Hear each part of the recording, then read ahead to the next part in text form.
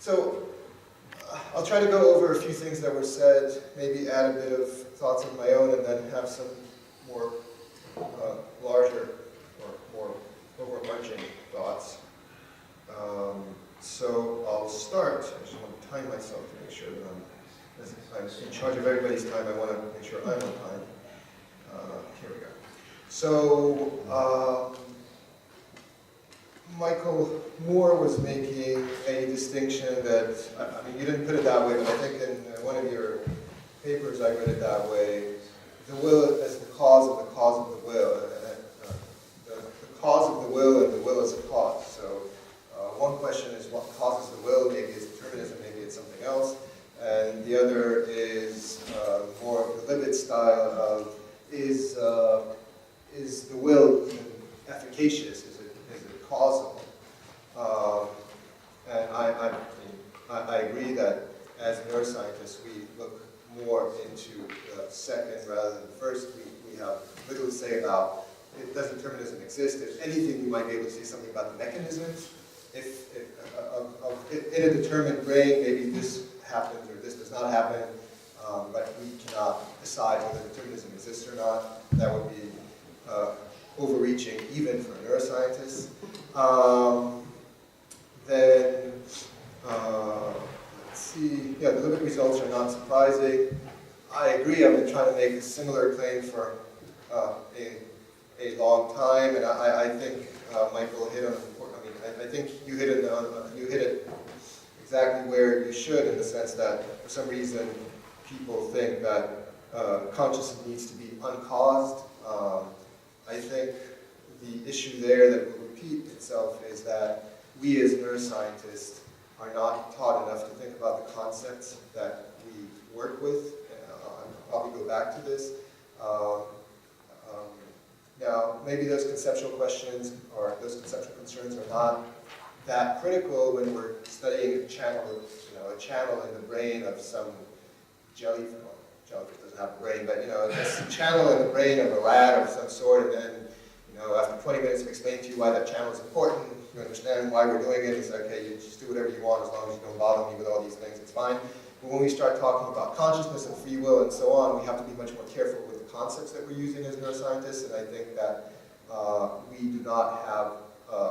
we are not well trained to do that, again, in my opinion, and one of the reasons that I wanted this conference to happen was that I'm hoping that more of my colleagues agree with me, and then maybe in more and more universities they will have courses where they say, okay, let's try to think about the concepts. Let's have a course between, I don't know, the neuroscience department and the philosophy department, neuroscience and law, whatever, with some kind of a joint course where we try to train our undergrads to think about these questions. We might be too old by now, maybe not. And then the other question about, so if we're automata of some sort, does that diminish our responsibility? I think, you're very much right. I've had a lot of colleagues saying, this just can't be. That means I'm an automaton, and that I cannot accept, therefore I revolt against that, and so on. And again, I think that's an important point to make. The question of whether randomness does or does not help, well, I can see the point that randomness, I'll say two things. One, and I think Liad said that already on the first day, so for some reason people think that if we find some kind of quantum mechanic randomness that drives us to some distinct, in some way it makes us free. I don't agree. I think that while freedom perhaps is the ability to do otherwise, it's not the ability, it's the ability there that is actually important, that our control is important. So the fact that some quantum mechanic die is thrown somewhere, and then I raise my right hand, and next time I raise my left hand, or I kill, I don't kill, or something like that, I don't think that helps us. That's not the kind of freedom that we're looking for. So I don't think that matters that much. But I do think, on the other hand, that trying to understand how random we are or not is something of value to study as scientists. And I haven't heard you not agree with that. You were saying, I don't know how much that affects the law. And I'm fine with that. Not everything I have to do has to affect the law. Luckily, I'm not a law scholar. Then Stephen Morse, neuroscience overreach syndrome. It's not the first time I've heard of that, and generally speaking, I agree. There are some, I do have some issues with what you said. I do think, so one thing, criticizing neuroscience, I completely agree, we try to do it ourselves, that's why we're science, right? We try to find better methods and so on. Perhaps 50% of what we do is not replicable, and that's a concern to every neuroscientist I've ever spoken to. And hopefully with time we'll get better, and if anything, I think you've heard the most dismissive comment about neuroscientists from a neuroscientist sitting right there saying that everything that's done in fMRI is meaningless. So as I'll let you in a little secret, some neuroscientists have access to brains with single electrodes through neurosurgeons like Itzhak Fried and others, and they mock the rest of us who do not have that access and can only rely on crude methods like EEG and fMRI. But you know, in that sense, we are like the law. We have to do something. They're paying us a salary. We have to do something. So we do what we can, right? I mean, so we would be the first to criticize ourselves, I guess, in that respect. So that's absolutely fine. Stephen was making a few times the claim that behavior is the thing that matters. So I could think of at least one thing. So if we opened up a criminal's brain and we found a transmitter, not from Mars, but from Langley, that's even better, right? A Langley transmitter. Well, this is not. This is still working. Okay. So a Langley transmitter. Something's wrong. Whatever. Transmitter that's there and that's telling that person what to do. So first of all, the person probably said, yes, that's what I was always feeling. But otherwise, I think that you would agree would matter, even though, so the fact that there is behavior there would not be the sole thing that matters if we find that somebody else is controlling it. So I'm not saying that that's what we're going to find, and that example is bad in the sense that that if that thing comes from your own brain, of course, it would not be the same as if it's coming from Langley, but I would just say that there could be some things that neuroscientists could find in a brain that would make behavior not be the only thing that matters. But again, that's not a very good example. It's the only one I could find on the fly right now. Maybe I shouldn't have used it at all. But, right. And then Dennis was talking about differentiating between the empirical claims and conceptual claims. That again goes to what I think that neuroscientists should better understand. I completely agree. And personally I and some others that I know are the reason I think it's important to work together is if we want to try and do any kind of neuroscience that could potentially be of use to law or to philosophy, then I think the way to do it is to try and work together. And that is hard, and that's actually bringing me to more of my general comments. Trying to do what we're doing here is hard, and that just needs to be understood in the first place. I've tried myself to work with philosophers, with law scholars. It takes dozens, if not hundreds of hours of conversation that's very frustrating in the beginning because you come with a great idea and the other guy says, so what? And they say, but I have an interesting experiment for you. And you say, well, no, that experiment A was done 20 years ago, B, the result was not interesting, and C could never get published or something like that. So it's very hard to find common ground. I think that after a lot of work together, it's beneficial and it's worth it. Not all my colleagues agree, and that's fine. I mean, some people some people are pure cognitive neuroscientists or anything else. But if you want to work together, it's hard, but I think you have to climb that hill, but I think after that it's worth it. One thing to take into consideration if you want to work together is exactly that law is about decisions, right? That's why there are TV shows called LA Law and I don't know, all these things. There are no TV shows called Caltech in Action. So it would, think about it, it would something like this. there would be 7 episodes devoted to a person sitting and writing a paper, right? And then 2 episodes it gets rejected. And then the 3rd episode it gets accepted but not into the right journal. The person's upset and he's taking it out on his kids. I mean, it's like nothing interesting would really happen. So, but I mean, I'm joking, but seriously, lawyers or the law has to come down with a decision. Guilty, innocent. And you know, there's always this, and the jury finds you, and there's the dramatic pause, drum roll, da, da, da, da, guilty, yes, you know, you're happy. So this is not what I mean. This is not what science is about. A, but B, for the law, you want to make your decision. You're sending somebody away. In the U.S., you're even killing them for some weird reason. I'm just there for 8 years. I still don't understand. Maybe if you live there longer, I understand that. But so you're doing these things to people, and you want to do it based on the best evidence that you have, but you want to be very conservative with the evidence that you're using, and I completely agree. Because what you don't want is to say, okay, we're sending you away because some neuroscientist last year published A, done? Okay, I'll finish up. Published A, and then actually a year later the person appeals and say, oh, I just read in the other journal, the guy said the opposite, so I want to go free. You cannot work like that as a law. The law has to be conservative, and that's another thing that we have to remember. Science is revolutionary. If I'm a good scientist, I would overthrow things that my colleagues have done. In law, it has to be much more of a steady progress. I'll stop here. Thank you very much.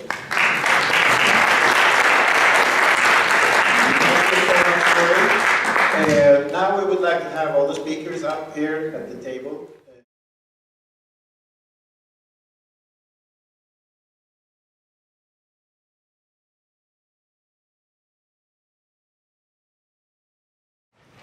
So first we let the panel respond to the response or to each other. So please. Uri, not Uri, but Uri. He doesn't want to be a Russian.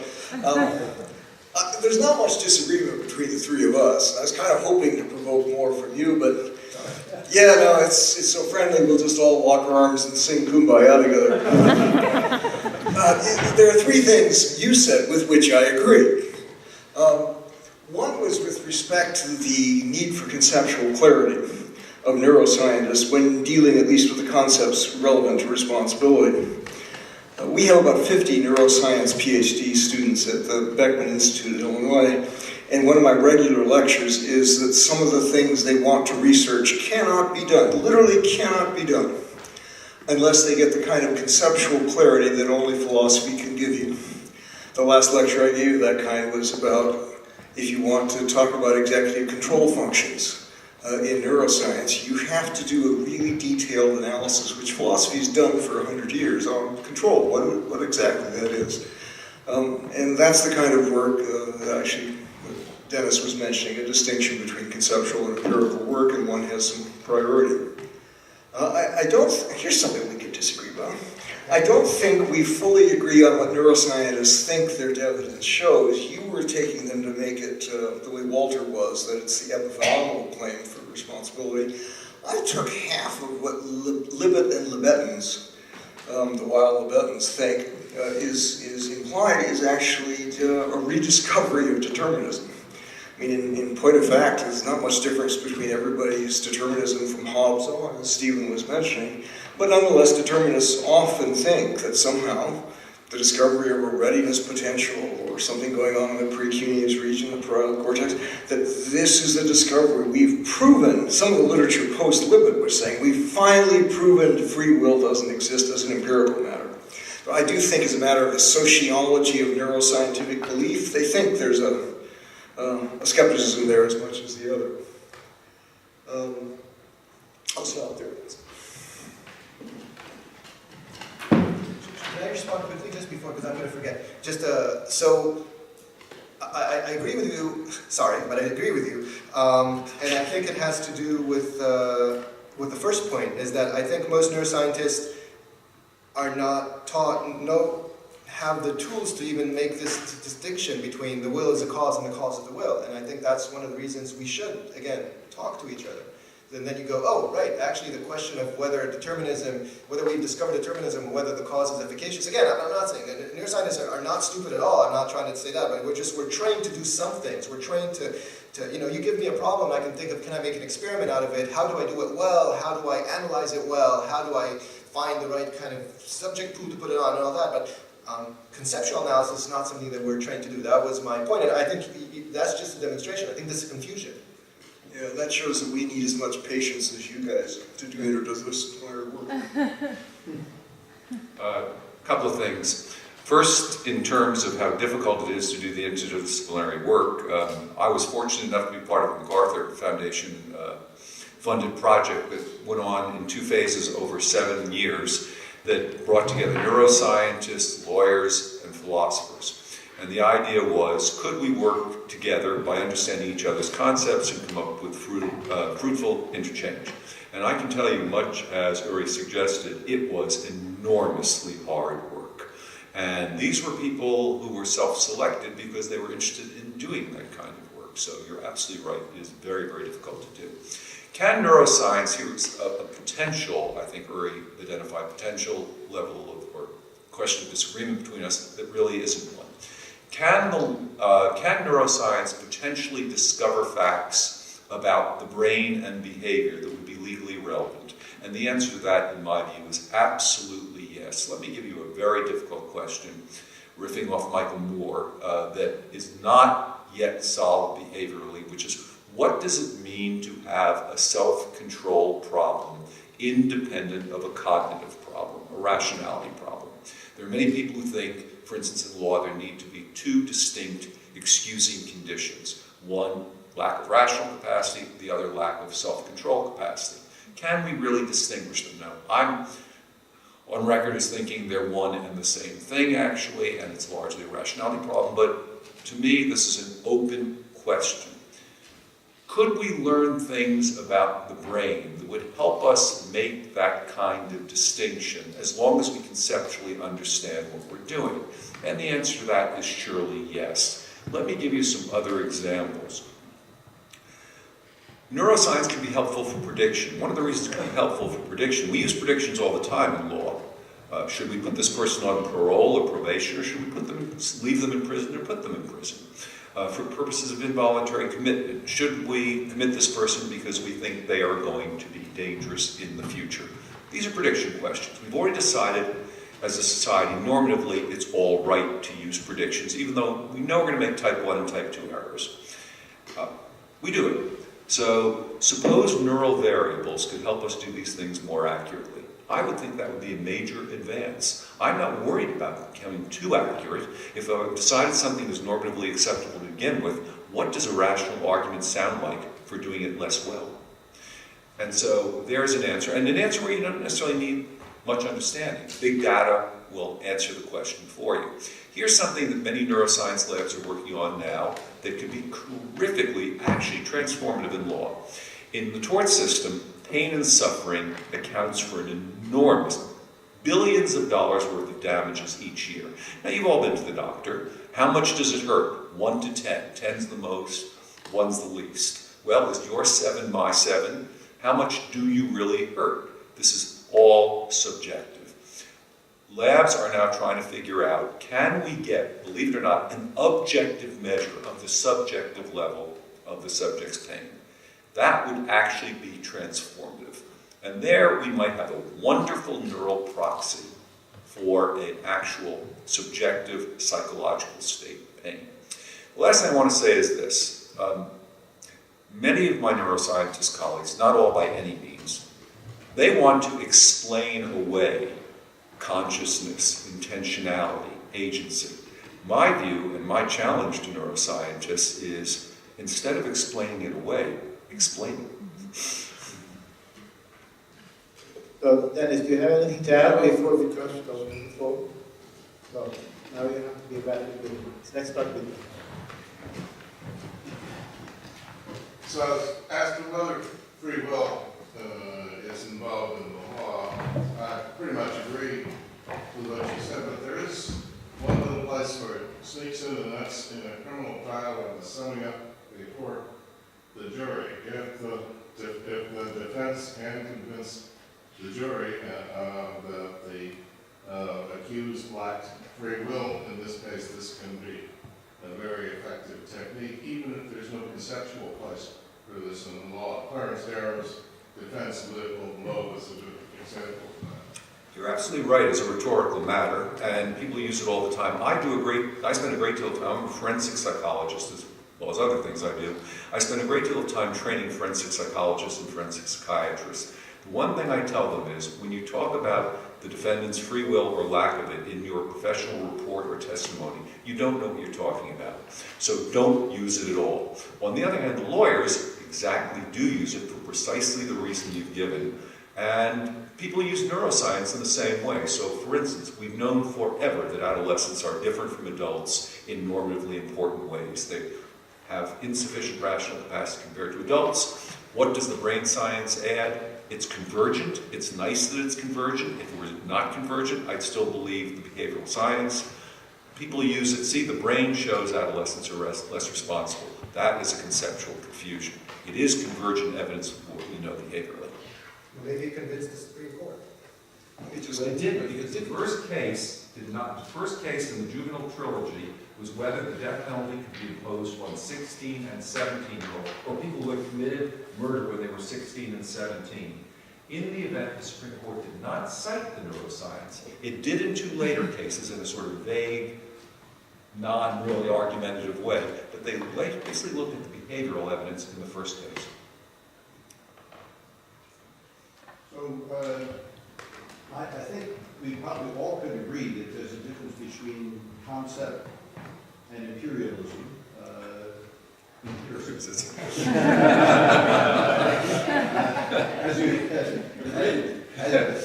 As you had raised, that we had been discussing. And I think I had some sense about how to prove a neuroscience question or fact or something like that in terms of reproducibility, et cetera, et cetera. How do you prove that one concept is better than another one at that particular level of discourse? well,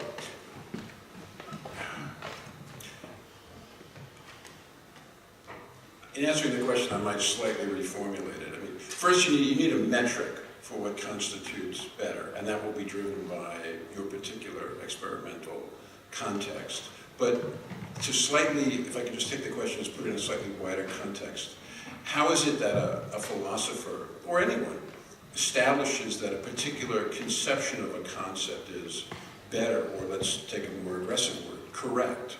Right? Now, there's a lot of literature on this, and there are a lot of different theories about how one establishes the content of concepts, and this is an extraordinarily controversial area of philosophy, the theory of meaning. So, and here, Michael and I are at complete opposite ends of the spectrum. I'm a card-carrying Wittgensteinian, and he's a realist about these things. So we have vast. He believes in lush ontological explanations, and I am a meaning as use kind of guy. So the ways in which we would, our meta-arguments about would be about how do you establish meaning. Do you look at actual practice, the dictionary? Do you draw the work of the analytic philosophy that at least I engage in? I would call conceptual analysis. I'm interested in the relationship between concepts, and when I'm asked to defend a particular conception, I will try to demonstrate that my account is superior by demonstrating how it interacts with other concepts that are relevant to it. And that I think is the best way to establish it. But that is just one way of doing it. It's not the only way. And again, what's interesting about the neuroscientific enterprise is you're all implicitly working with some conception of how conceptual content is established. And as I said, there are very different ways of doing that from the philosophical point of view. But my sense is that for scientists, it's much closer to a kind of ordinary language conception of how we think about conceptual content than any other way. But that's a long-winded answer, but I wanted to be fair to the question by recognizing and acknowledging that there are vastly different ways that philosophers answer the question of the content of concepts. Yeah, there really are two different answers, which Dennis is a proponent of one, and I think Steve and I have sympathies the other way. Conceptual analysis in the Bennett, Hacker, Pardo, Patterson route really is the old Wittgenstein-Ryle conceptual analysis. Despite our nod in the direction of Dennis about conceptual analysis versus empiricism, we're not a believer that you settle questions of the right content of a concept by teasing out a lexical definition from a body of usage. They seek analytical truths about how we use mental terms and seek to derive big-time conclusions about, therefore, category mistake sorts of statements like the brain decides. Those of us on the other side of this philosophical divide do what I did in my talk. We set a substantive moral theory, in this case not scientific, and ask what is needed by the theory for the purpose for which we're using this concept. What do we need this concept for in the theory? In a substantive moral theory about, say, freedom, it says, what's the concept we need, or control? What's the concept we need to have a plausible excuse if you lack, say, freedom or lack control? And then we will stipulate meaning to this concept, not discover it, but stipulate it to serve that purpose. That's a quite different answer than the answer Dennis gives to discover in a body of usage the implicit criteria for a concept. So we now have 6 people on the list, and I ask you to not be too extended in your comments and questions, and keep the mic close. It's first you, and then you, and then you, and then you, and then sure. So I got track of all of you, but that's it. So you all get a chance now for a brief comment or question, and then we're going to have a round for the panel, and that's what we have time for. So please go ahead. So just a comment, and any of you can pick up on this as you wish. So a couple of our philosophers of law here both bandied about the term compatibilism, and I just wanted to say, and not saying that you're just doing this, you only have a very brief time to talk, but of course you can't just say compatibilism in response to any challenge, real or imagined, and then just call it a day. Say, hey, that's not a challenge, it's compatible. Some things wherein the banner compatibilism may be plausible, all right, and others not. And so how do you decide? Don't decide by surveying philosophers. Philosophers are subject to all kinds of sociological influences within the discipline. It's frustrating in reality, right? Because we don't have hard empirical data that can kill theories in nice ways. And so how you do it is you got to look at the arguments. And there's some, there are certain kinds of compatibilisms just don't look good, in my judgment, in light of certain arguments. But that's what you have to do. So a lot of the argument and debate, in particular in your talk, Michael Moore, was relying on the assumption that the readiness potential reflects the brain's decision to initiate movement, or reflects the cause of movement. And there's never been any evidence of a causal relationship between the readiness potential and the initiation of movement. And today, there's some very good evidence that it isn't. And if you prefer evidence from real neuroscience, there's some of that evidence comes from single unit recordings in rats. It's a study by Murakami et al. So this is, I guess mine is just really a comment, but it's a comment perhaps asking for a reaction. Let me just quickly add. So Michael started by saying that he calls the readiness potential anything that would, he kind of defined it as what you were saying, that says anything that would initiate the action. So in that respect, I think he's fine with that. Okay. So this is for Stephen. I profoundly share what I think is your objection to my brain made me do it sense. But actually what you were just saying made me think that perhaps there is a scenario where that would be valid. So let's take the pedophile example that you gave. And let's say that we found that the tumor does not control or cause the urge for molesting children, but it actually causes a lack of self-control.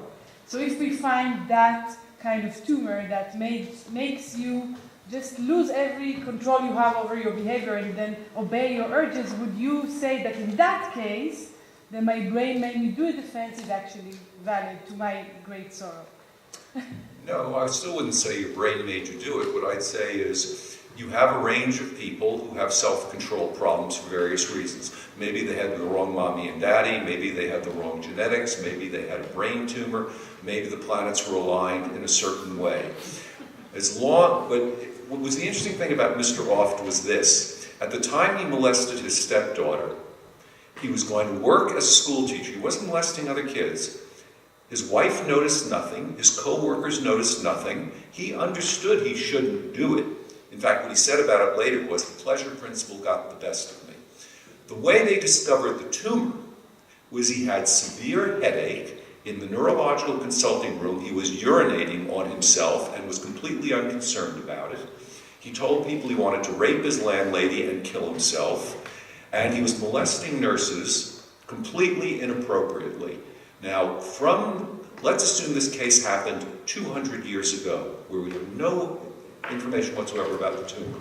What we would see is a behavioral deterioration over time that would lead us to believe, for some reason, this fellow has, and I'll use self-control, this fellow has a self-control defect. And because of that, I might want to excuse him. If despite the tumor, he was able to control himself very well, then I hold him responsible despite the tumor. Mr. Chairman, are we responding to any questions, or does Stephen just lose control? We have 3 more comments. Oh, I'm sorry, I apologize. And then you can have the last round. So please. Okay. This is Stephen. You said that law is a system of rules to guide human behaviour by giving you reasons. So free will is a foundation for law. And I think that's probably right as a description of what's going on. This feeds on with what Peter Van Inwaal was talking about. Because we don't just give reasons in the law, we talk about obligations. And obligations are a term that turns up in morality, and it's deeply connected with the practice of holding people morally responsible for doing wrong. And, I mean, how important is this complication? Is it, I mean, it looks as though it is quite a complication potentially. Anne, keep it close. Closer. Yeah. Is it okay like that? Yes. Concerning contradiction in neuroscientific results, so I will not, I don't have time, we're not going in details of the studies, but an experience of myself, two different studies on the same topic, a topic that previously was entirely a philosophical topic, and results were different. And I looked into these studies, and as a philosopher, but with at least some knowledge of the neuroanatomy. So what I find is that looking at their method, looking at their, how do you say it, the setup, what I saw that, but actually they are not contradictive. They themselves said they were contradictive, and there was a discussion between these groups that the one was right and the other was wrong. So, but what I said, but you have studied different things entirely, and your results of neurostructures that correlate with that are entirely correct, because you are studying different things. The first group, one of the groups, entirely agreed with me, the other still didn't. So my question is, working together with philosophers, but perhaps neuroscientists themselves should work better together, especially when we have topics which previously were philosophical topics, which are not normally neurological topics. But perhaps it's a matter of prestige or publication, I don't know, but it's a little bit sad that there is no more. So now we have the last question, comments. Yeah, I'd like to address this divide between the empirical and the conceptual. I'm not so pessimistic that neuroscience has not made contributions so far, but they might be in a different domain than we think. So the very idea of what counts as a concept is really a question of what counts as a concept for a person, and it's useful to look at what counts as a concept for the brain. And there are lots of possible solutions, like it might be template matching, it might be criteria satisfaction. Speak up a little bit. It could be some set of necessary and sufficient conditions, but we can look at what counts as a concept for the brain, and that would be informative for the very concept of a concept.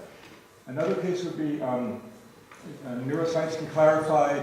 We neuroscientists often have to deal with the problem of taking a concept from ordinary language, like intelligence, morality, memory, attention. And often when we go look in the brain, we find that there's all these different processes or circuits, and then we end up coming up with new names like endogenous attention, procedural memory, and so forth. And just take the case of morality. Or when we look at the brain, it turns out that there's circuits that are rational, others that are in the insula based on disgust, others that are emotional. And so in this sense, neuroscience can clarify a concept from ordinary language or a common sense concept like the moral. So I would just argue that neuroscience has not played no role in clarifying our concepts. So now, let's give the panel the last word. You have 45 seconds each to say the most important things. Let's start with Stephen and go this way to give Uri the last word. I've argued for a conceptual empirical equilibrium between neuroscience and law and psychology. In other words, neuroscience helps clarify the concepts of psychology, and psychology helps clarify the concepts of neuroscience. And as far as Thomas's question, I don't think it's a complication that's much of a worry, because the law imposes obligations not to do things mostly. Sometimes it's obligations to do things, but both action and inaction are something that can be brought under the control of reason, and that's all I think is necessary. Michael? Tim, everything you said is compatible with what I think. But of course, that only invites a discussion as to why, and I wasn't prescinding from the discussion for reasons that I thought that was sufficient to say that. I only got 20 minutes. I have lots of lectures on compatibilism, and I do believe most of them are implausible. I defend one particular version, so of course. I do want, Leon, I actually think you're onto something with Mr. Oft, because Stephen and I and Wilson and others have often used Oft to get people to make the classic mistake that because of cause, there's a sufficient cause, there's an excuse. But Oft is so much more interesting than that, because the right orbital frontal tumor was pressing on his dorsolateral prefrontal cortex.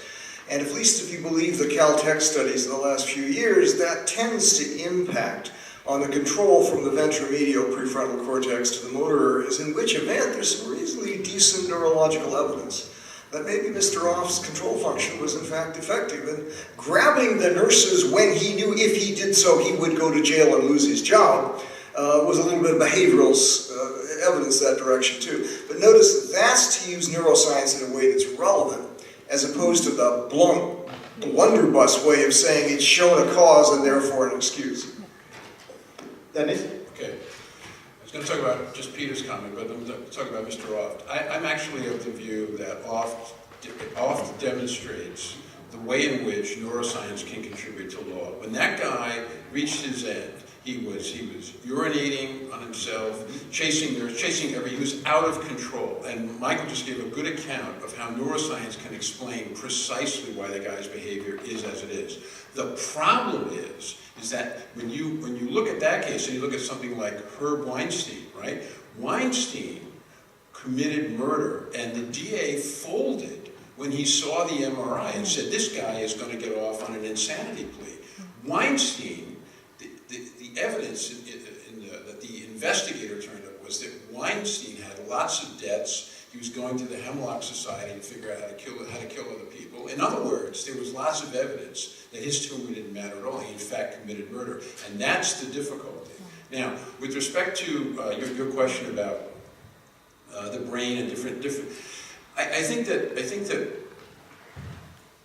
I don't disagree with you that you can look at different areas of the brain for deontological and consequentialist reasoning.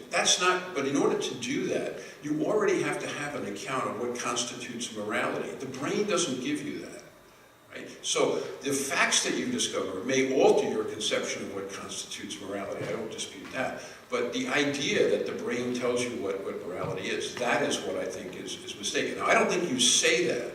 You give an example that provides a little bit of texture to the relationship between the conceptual and the empirical. Uri, last word. Actually, I mean, I agree with Peter as well, and even more so. So when we have computational models of, say, of memory and so on, I think that is also informative. And yes, and of course I agree. You know, it would not tell you what morality is, but it would help you, give you some conceptual clarity, perhaps, about different types of memory, different types of responsibility, or whatever it is you might find, perhaps, in the brain. And I think that could potentially be useful in the law, but I'm not a legal scholar, and I will end there. Thank you to the panel.